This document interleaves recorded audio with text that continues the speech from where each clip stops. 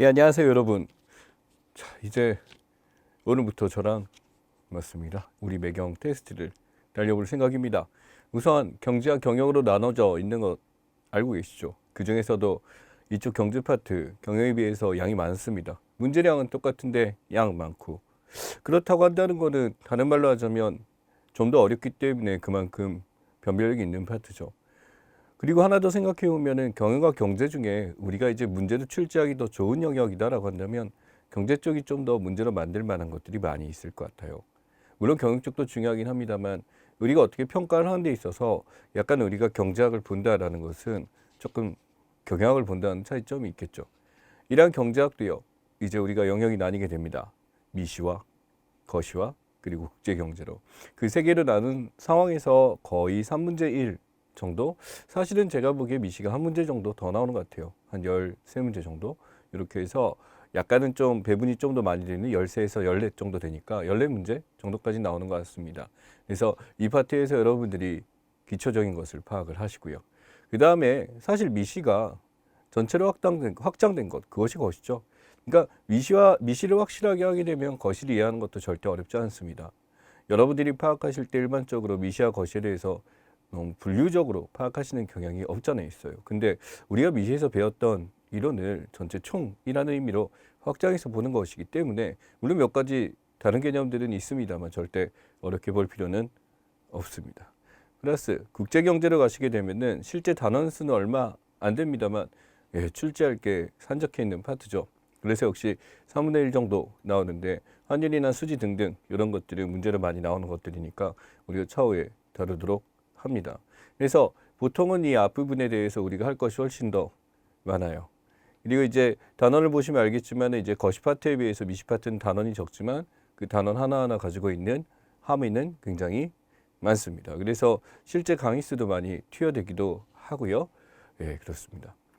여러분 공부하실 때 여러분들 아마 전혀 경제학을 모르는 상황에서 시작하지는 않을 거라고 생각하고 있습니다. 그래도 어떤 기초적인 것에 대해서 이것이 무엇인지 이 개념은 처음 본 것은 아닌 것 이런 걸로 기억을 하고 있어요.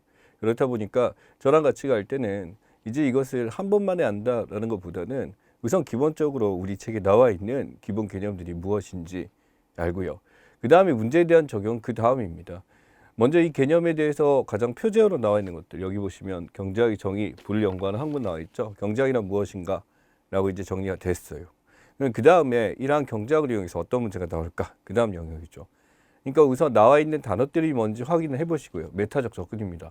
우선 그렇게 해보시고 그 다음에 이제 이것이 이해가 되었는지 해석하는 단계입니다. 그래서 읽어서 이제 안 되는 부분이 있다면 그때 이제 수업에 도움을 얻는 겁니다. 저 같은 경우는 지금 이 개념에 대한 설명도 있겠지만은 이 개념이 나와 있는 여기 서술되어 있는 내용들이 어떤 것인지 만약 문제로 나오면 어떤 건지 이것을 전달해 주는 역할입니다. 세 번째는 적용이죠. 그래서 여러분들이 문제를 보게 될 텐데 문제 파트 실전 문제 같은 건 당연히 풀어야 될 것 같고요. 그 다음에 수업을 들으면서 이제 같이 기본 레벨 0에 있는 가장 기초적인 문제, 심화 문제도 포함되어 있습니다. 이런 것들도 같이 확인해 가면서 보시면 됩니다. 여러분한테 팁을 하나 드리자면 여기서 우리가 레벨 0에 달고 있는 문제들은요. 완벽한 기출이라고 생각하시면 될 것 같아요. 가장 많이 다루는 부분이고 이 단원에서 반드시 낸다면 거기서 출제한다라는 거기 때문에 의외로 뒤에 있는 문제들보다 앞에 있는 문제도 절대 무시하면 안 된다라는 거 말씀드릴게요. 우리가 이제 문제를 공부할 때 일반적으로 앞에 있는 유제나 연수 문제 같은 거 잘 안 하시는 분들 많아요. 하셔야 됩니다. 하셔야 됩니다. 여기다 분류를 해놓은 이유는 뭐냐면 적어도 이 단어를 했을 때 이 파트가 제일 중요하고 가장 빈출이다라는 것들. 뭐 미리 스포를 하자면요. 우리가 앞부분에 있는 경제학의 가장 기본 파트에서 들어갔었을 때 1단원에서 생성하는 곡선 있죠. 요거는 뭐 필수라고 생각하시면 될 것 같습니다. 경제학의 기초라고 한다면 수많은 개념들도 있고 이렇게 되는데 하필이면 그 생성 가능 곡선은 왜 이렇게 중요할까? 중요하다라기보다는 문제로 냈었을 때 우리가 반드시 볼 수밖에 없다라는 거죠. 수요 공급 뭐 나올지 아시겠죠? 당연히 수요 공급 낼 거고요. 그 다음에 탄력성 안 낼 수가 없죠. 이익력 안 낼 수가 없죠. 이 세 문제가 당연히 정해져 있습니다. 그런 식으로 각 단원별로 확실하게 나오는 것이 무엇인지에 대해서 제가 말씀을 드리도록 할게요. 그래서 이 경제학의 기초 단계에서는 실제로 2강 정도 소요가 됩니다만 뒤에 있는 경제적 개념들을 파악하기 위해서 기본 개념들을 보는 것과 함께 생산 가능 곡선은 필수 출제다라는 거 파악하시면 좋겠습니다. 자, 들어가 보도록 할게요. 맨 처음 보시면 지금 우리가 하는 학문입니다. 경제학의 정의라고 나와 있죠. 그러니까 지금 우리는 경제를 안다라는 게 아니라 경제학을 하고 있습니다. 경제와 관련된 학문이기 때문에 수많은 우리가 경제와 관련되어 있는 수많은 거기와 이론들 또 이것의 적용들을 실제로 아는 거죠. 거기다 개인과 사회 두 수준에서 총체적으로라고 나와 있습니다. 이 총체적이란 단어 자체가 어떤 의미를 가지고 있냐면 전체라는 의미거든요. 즉 서로 간에 연관돼 있고 관련돼 있고 그래서 서로 간에 어떤 영향을 주고 있는지에 대해서 공부하는 것이 총체적 학문입니다. 그냥 단순히 개인의 입장은 뭐지, 사회는 입장은 뭐지로 끝나는 것이 아니라 이 개인과 사회가 경제학적으로 어떤 연관을 맺고 있고 어떤 영향을 주고 있는지까지 살피는 경제학입니다.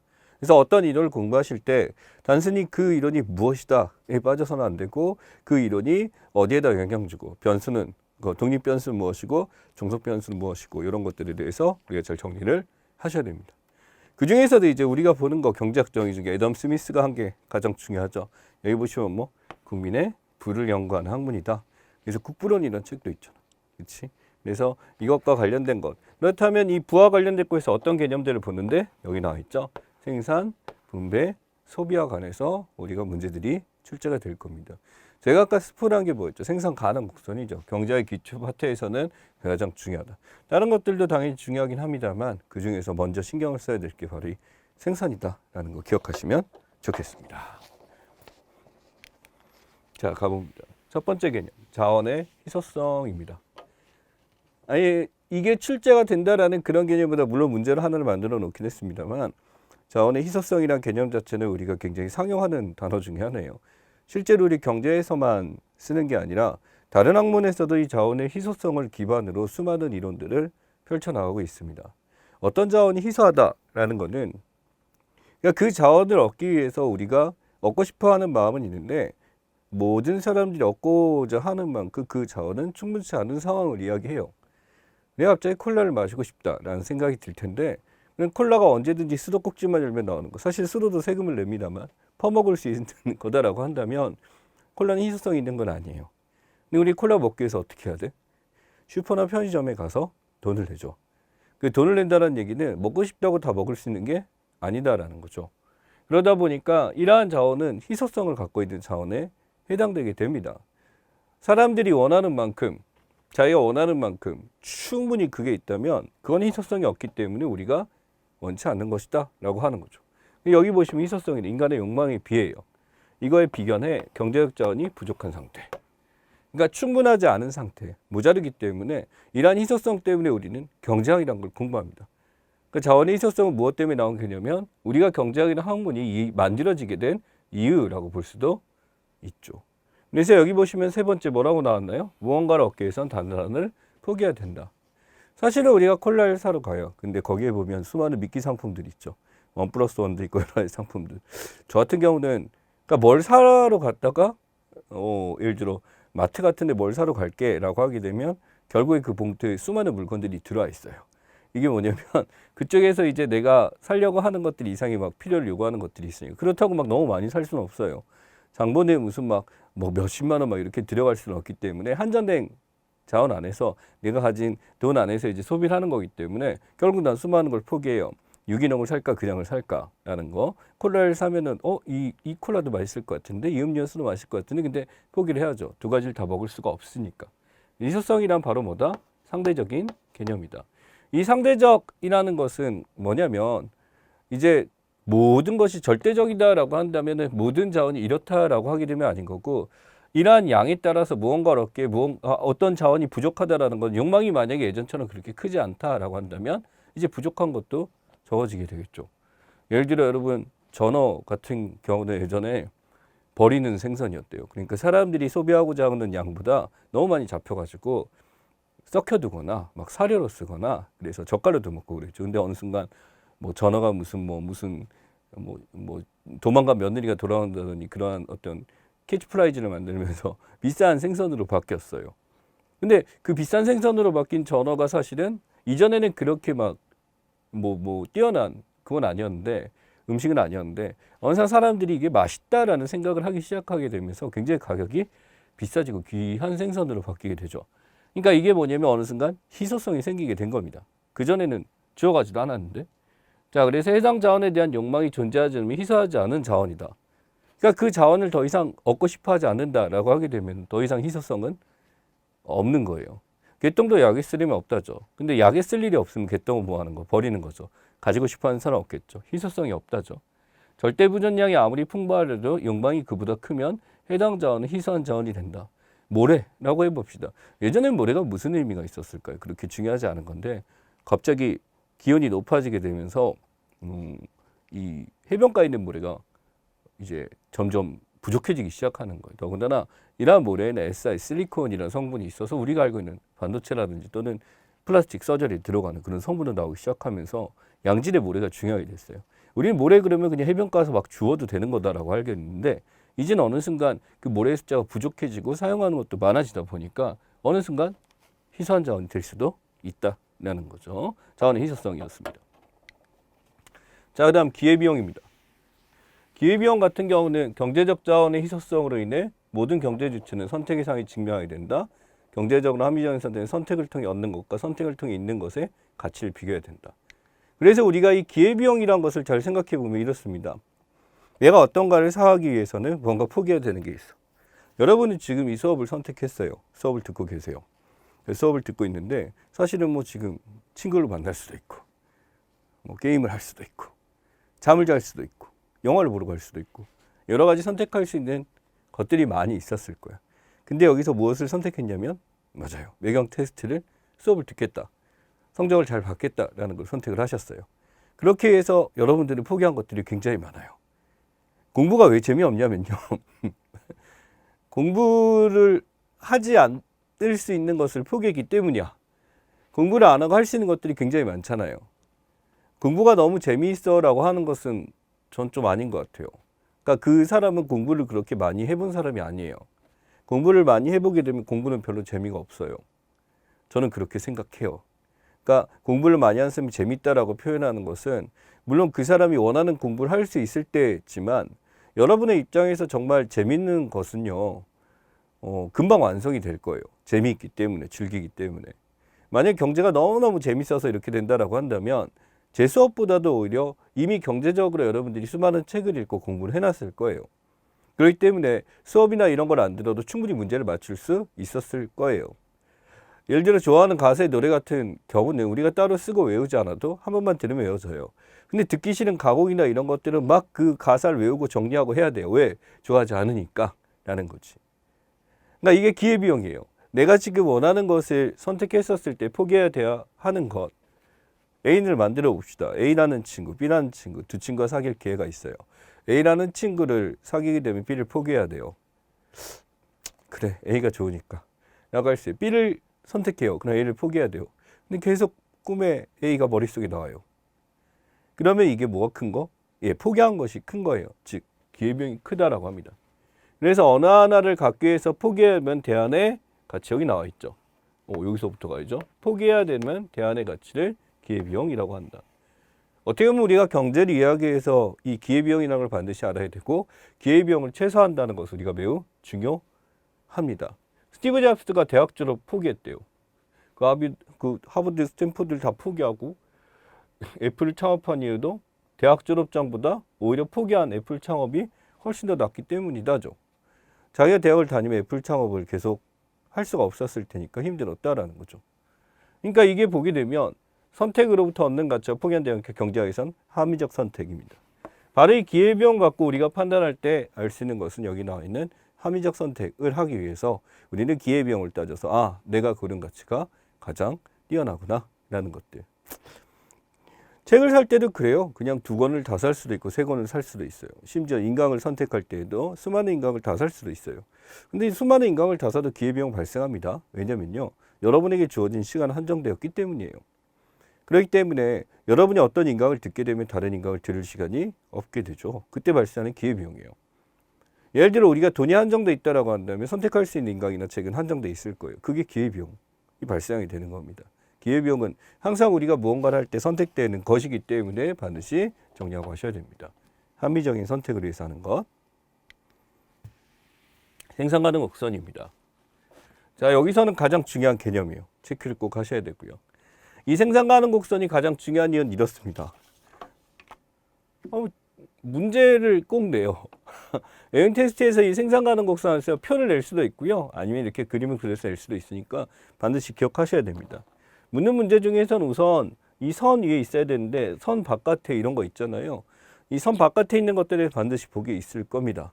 그 다음에 이 선 안에 있는 것들이 이렇게 표시가 될 거고 이렇게 이제 각 절편 속에 위치한 것도 아마 표기가 될 겁니다. 그래서 점을 찍어서 ABCD를 비교하는 그런 문제를 낼 가능성이 커요. 생산 가능 곡선 개념부터 봅니다. 보시면은 생산에 필요한 자원들, 일정, 물적, 자원, 기술 중 모든 주어진 상황에 생산하는 생산물의 조합을 그래프로 나타냈다라는 거죠. 여러분 그래프 보실 때요. 우리 경제학 공부할 때 특징입니다. 나와 있는 이 그래프가 제일 처음에 눈에 들어오긴 해요. 근데 이건 뭐냐면 지금 우리가 산출할 수 있는 모든 값을 다 연결해 놓은 선이란 말이야. 그러면은 이 그래프를 봤을 때 이게 함수 관계잖아요. 이 함수를 볼 때 가장 먼저 봐야 될 건 X축과 Y축을 먼저 보셔야 돼요. X축과 Y축에 뭐가 있냐면 자동차와 컴퓨터가 있어요. 그럼 2단계 같은 경우는 컴퓨터를 풀로 생산할 수 있지만 자동차는 생산할 수 없는 단계. C 같은 경우는 이만큼의 자동차를 생산하지만 이만큼은 컴퓨터를 생산할 수 있는 단계. 이런 걸 이제 나타내는 거죠. 그래서 이 규제와 활용하는 자는 모든 자를 최대한 활용했다고 가정하는 게 바로 뭐냐면 요 선 위에 위치해 있을 때 최대한의 선을 했다. 그 얘기는 뭐냐면 지금 옆에 있는 다른 것들 F를 봅시다. F는 이거에 비해서 컴퓨터는 이만큼 생산하고 자동차는 이만큼 생산하네요. 이런 걸 뭐라 그럴까? 농땡이 친 거죠. 생산 제대로 안 하고 한 거니까 농땡이 친 거니까 이거는 비효율 단계죠. 자, 비효율 단계고 이거 볼까요? 2단계. 2단계는 지금 우리가 최대한 이제 생산 가능해서 풀로 활용했을 때 하는 것보다 훨씬 더 넘어에 있어요. 이건 뭐냐면 우리가 생산할 수 없는 점이죠. 그러니까 2단계는 우리가 가면 좋긴 한데 우리가 지금 가지고 있는 물적, 인적, 기술적 자원으로선 도달할 수 없는 상태죠. 여기까지 가면 참 좋지만은 지금 우리가 가지고 있는 이 자원이 부족하기 때문에 라는 거죠. 우리 미래의 꿈 정도로 생각하시면 될 것 같습니다. 자, 그 다음에 표를 한번 분석해 보죠. 자동차가 10대씩 늘어나요. 그렇죠? 10대씩 늘어나게 되는데 원래 처음에는 컴퓨터 1500이야. 그럼 여기가 있는 게 1500이네. 여기 1500이고 여기 풀로 있는 게 여기가 50이네. 그러면은 자동차가 처음에는 0대였는데 10까지 생산하게 되면 이 점에서 우리가 생산하게 되는 게 얼마? 여기가 1400이 되네요. 그렇죠? 자, 그 다음 20. 20으로 가게 되면 여기가 1200이 되네요. 뭔가 이상한 걸 발견해야 돼. 10에서 20으로 가서 10대만 늘렸을 뿐인데 처음 10대 늘릴 때는 컴퓨터 100대를 포기했어요.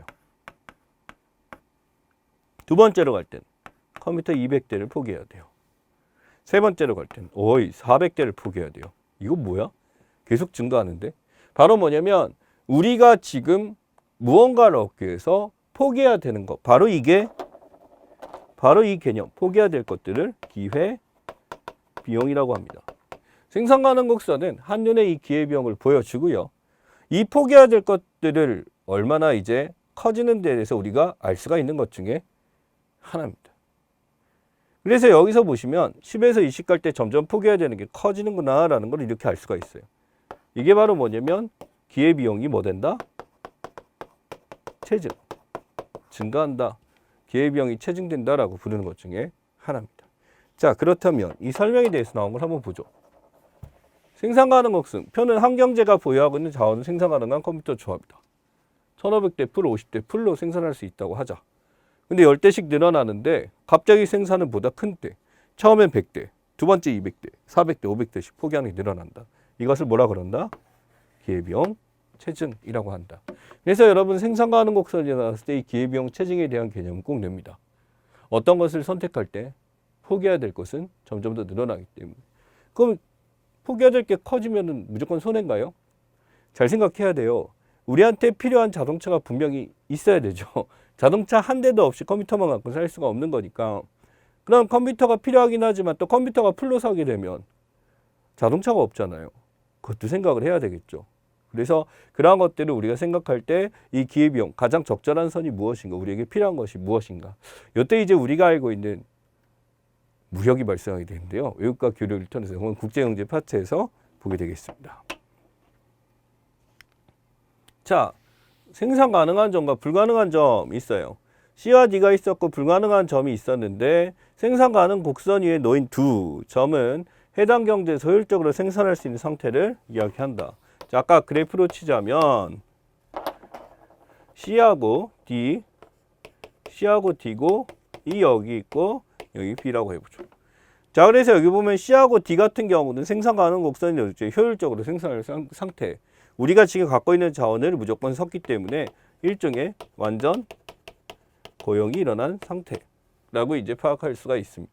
그래서 지금 이 상태로 이제 생산하게 될 경우는 절대 우리가 손해가 아니에요. 잘했어요. 열심히 했어요. 생산 불가능한 점 E가 있습니다. 요거 F라고 나오네요. E가 있습니다. 이 같은 경우는 바깥에 있는데 우리의 경제력으로서는 도저히 이걸 생산해낼 수가 없는 상태를 이야기해요. 그래서 우리가 지금 하면 좋지만 안 되는 거, 불가능한 것이라고 표현하고요. 얘는 불가능 아니에요. F는 불가능한 게 아니라 보다시피 생산 가능 곡선 안에 존재해요. 그러니까 이 생산은 가능해요. 그러니까 가능한 점이긴 하지만 얘는 우리가 지금 갖고 있는 자원을 풀로 쓰지 않았다. 결국에 우리가 생산량을 훨씬 더 증가시킬 수가 있어요. 더 많은 양을 생산할 수 있음에도 불구하고 생산을 한 농땡이점이라고 보시면 됩니다. 결국 한 가지를 알 수가 있죠. 생산 가능 곡선 위에 놓인 두 점 뭐다? 가장 효율적인 상태다라는 거 요거만 아시면 되고요. 바깥에 있는 점은 불가능하다. 안쪽에 있는 점은 생산을 더할 수 있다라는 개념 반드시 알고 가시기 바랍니다. 좋습니다.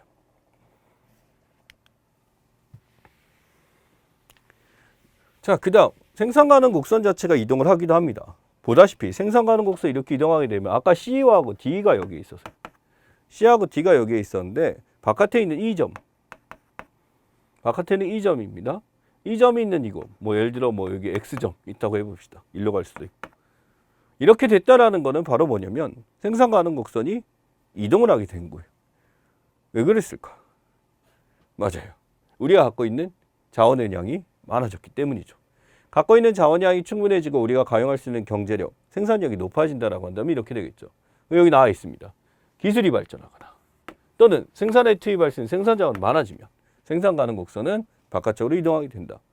근데 실제 무조건 이런 그림만 나타날까요? 이런 경우 발생하겠죠. 예를 들어 이건데 여기 컴퓨터, 여기 카 이런 경우가 발생했다고 합시다. 만약에 컴퓨터를 생산할 수 있는 획기적 기술이 개발됐다고 할게요. 근데 자동차는 그대로야. 자동차 기술은 발견되지 않았어. 그럼 어떻게 이동할까? 자동차 기술은 개발되지 않았기 때문에 이 점만 생산 가능하다고 한다면 컴퓨터는 대량으로 증가하겠죠. 생산할 수 있는 게 최대한 여기까지 증가해. 그럼 그래프가 이렇게 바뀌게 되겠지. 그래서 이런 이동이 됩니다. 이럴 경우는 당연히 우리가 컴퓨터 능력이 뛰어났기 때문에 컴퓨터 쪽에다가 좀 더 이동을 시키겠죠. 그렇죠. 컴퓨터에 대한 생산 능력이 뛰어났으니까. 이런 식으로 바뀌기도 합니다. 진짜 또 어떤 경우는 반대되기도 해요. 갑자기 무슨 여기에 들어가는 철이 비쌀 때, 철강이 비싸지게 되면 자원이 줄어들겠지. 컴퓨터에 철이 들어가니까, 그죠? 이런 식으로 바뀔 수도 있다. 생산 가능 곡선 그러니까 위아래로 이렇게 마음대로 바뀔 수 있고 반드시 이렇게 평행하게 바뀌는 것은 아니다. 그래서 이런 사례도 출제가 될 수도 있으니까 기억하시기 바랍니다. 자, 그 다음 경제순환도입니다. 자, 경제순환도라고 한다는 것은 우리가 경제 속에서 사람들이 주거니 받거니 하는 것들 왔다 갔다 하는데 우선 거기에 있는 주체들이 누군지 알아야 돼요. 주어입니다. 여러분 그 개념을 공부할 때 한 가지 중요한 게 주어가 목적어, 무엇을, 왜 또는 수단 해서 무엇을 한다, 동사까지 그런 식으로 정리를 하는데 경제순환도는 여기 나와 있죠. 경제 주체들의 상호작용을 이라고 나왔어요. 그러니까 경제순환도라는 것은 경제 주체가 되고요. 무엇을? 상호작용을. 그러니까 상호작용인데 서로 간에 이제 경제적 상호작용이죠. 교환이겠죠. 경제적 상호작용을 한눈에 알아보기 쉽게 만든 표이다. 그 주체들이 누구래요? 가계, 기업, 정부죠.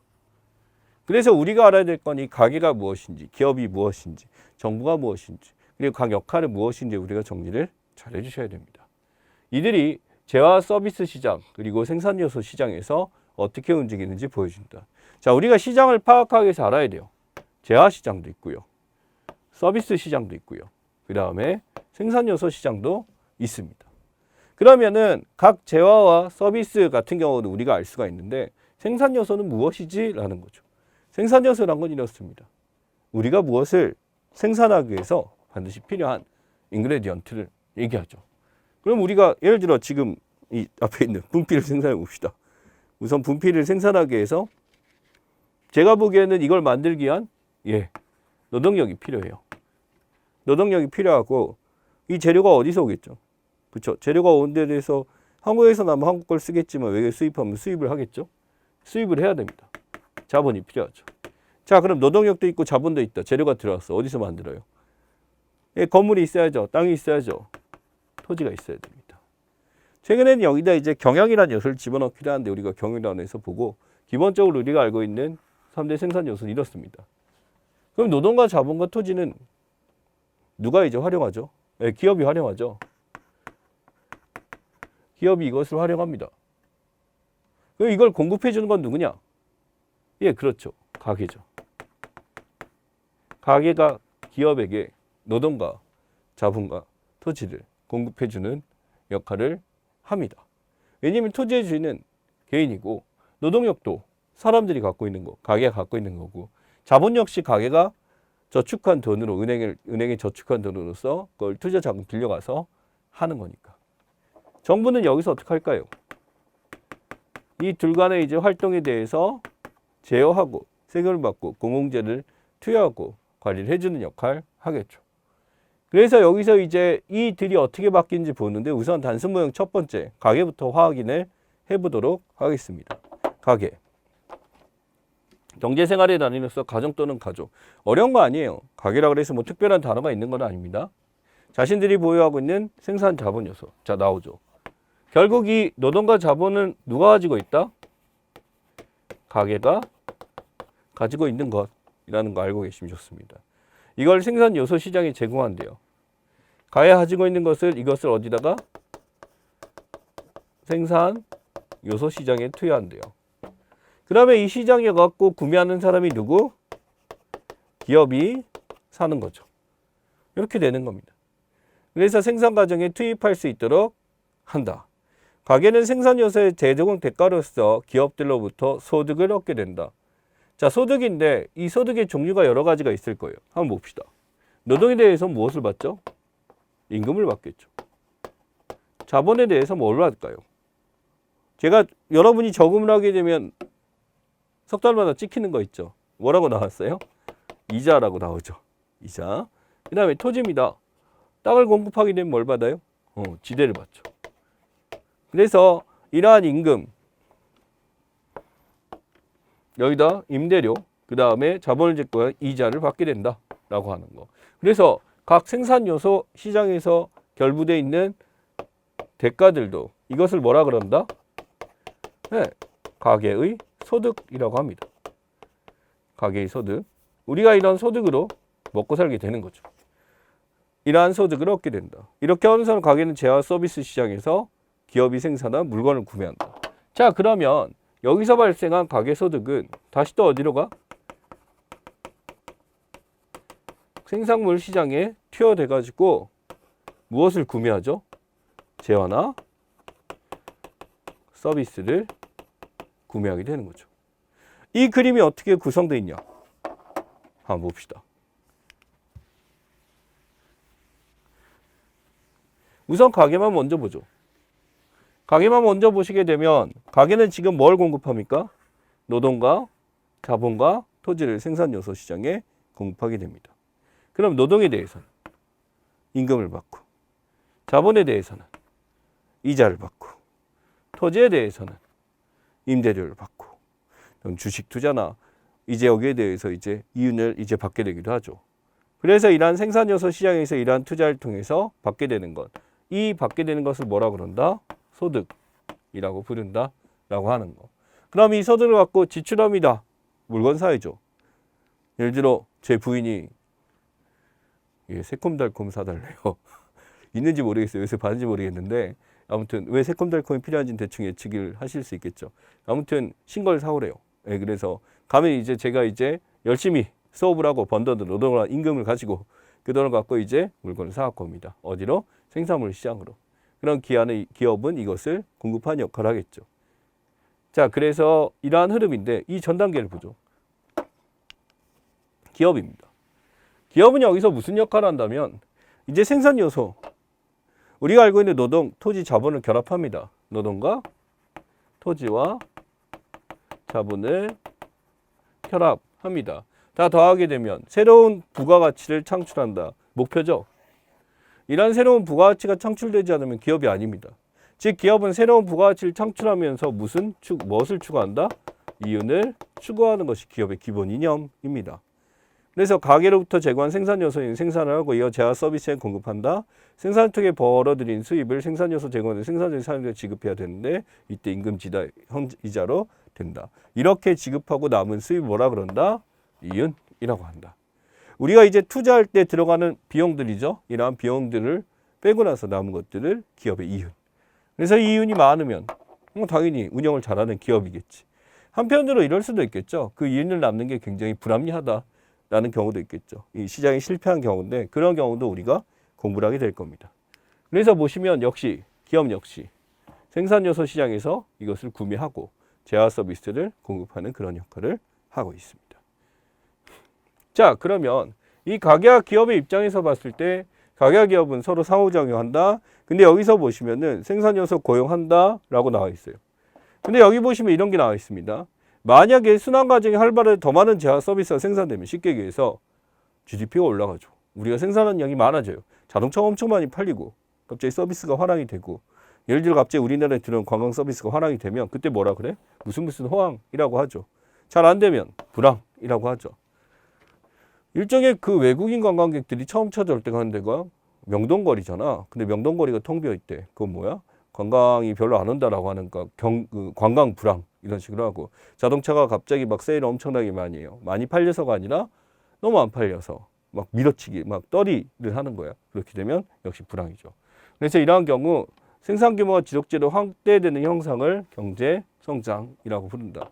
경제 성장이라는 것은 이러한 호황이 지속됨으로써 우리나라의 경제의 크기가 몸뚱아리가 커지는 것을 성장이라고 해요.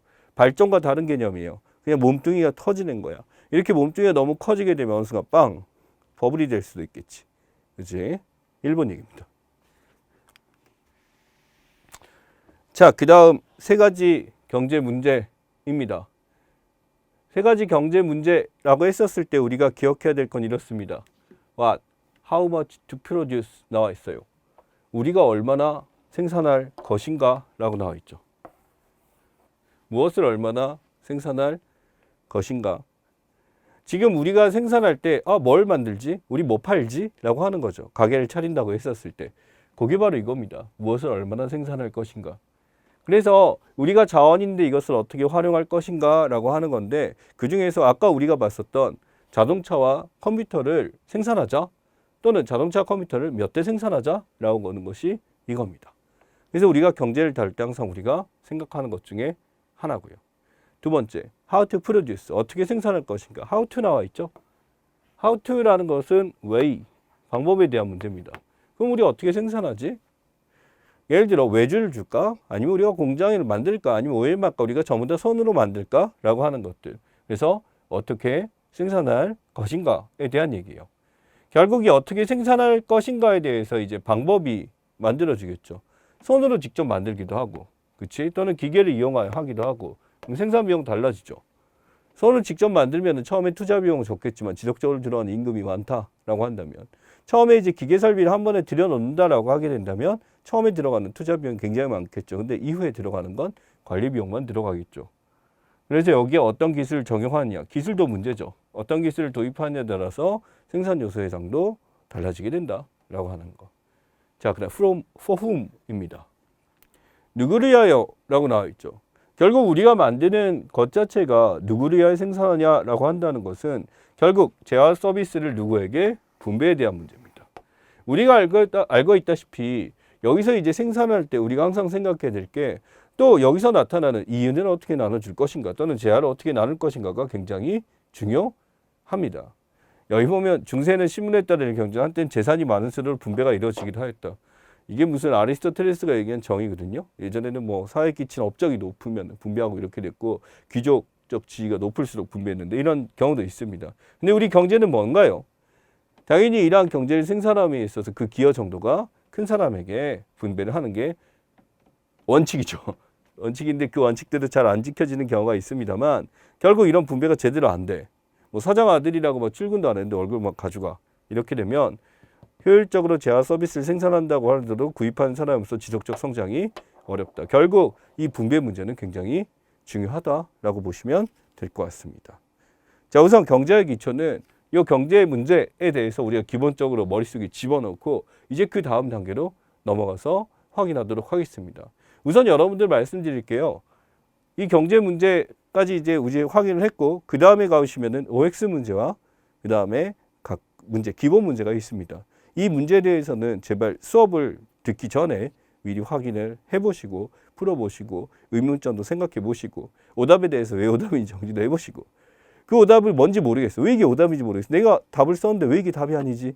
이런 것을 얻기 위해서 지금 여러분들은 이 수업을 듣고 있다라고 생각하시면 될 것 같습니다. 그래서 제가 문제를 푸는 것은 그냥 답을 체크하는데 빠지지 마시고 함께 이것을 풀어나가면서 확인하는 차원을 겪으셔야 실력이 늘 수 있다라고 말씀을 드리겠습니다. 수고하셨어요.